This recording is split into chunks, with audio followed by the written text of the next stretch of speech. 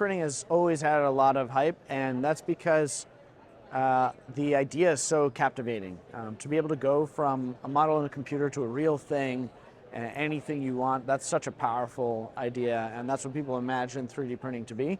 The reality is it's a collection of powerful manufacturing technologies that can make a lot of things, but not everything.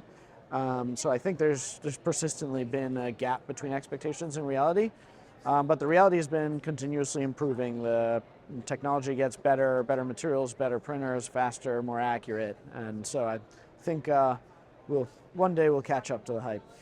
The thing I love seeing when I'm visiting my customers and seeing what they're doing, we've got a huge range of people, whether it's healthcare applications or inside a huge company on the factory floor. But the thing that I love seeing the most is a small company or small product development team that's bringing something new to market where our technology, our products really helped enable that.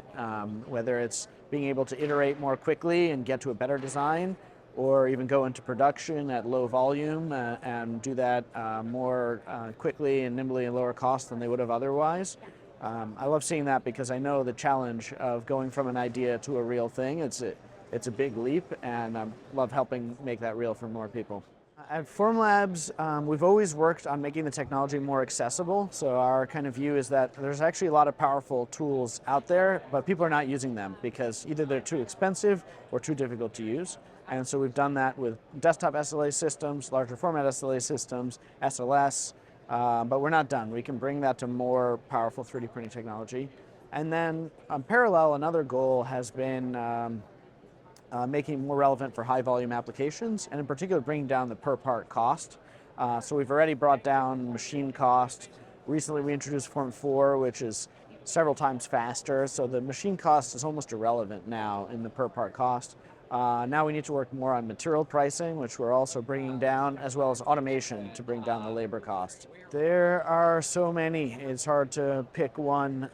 Dental is a big chunk of what we do, and there's many new products coming to market. There's established things like clear aligners, but now people are bringing dentures and other things to market.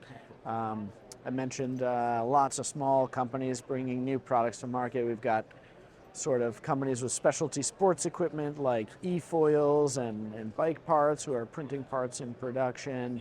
And then we've got big companies like Tesla and Apple, which are large customers of ours and use our products throughout product development. So it's hard to pick one. I'm always excited to bring powerful new capabilities to the world and get people using our products and help them to develop their own products and bring things to market. So always excited about the next thing we've got in the pipeline, and there's a lot more coming.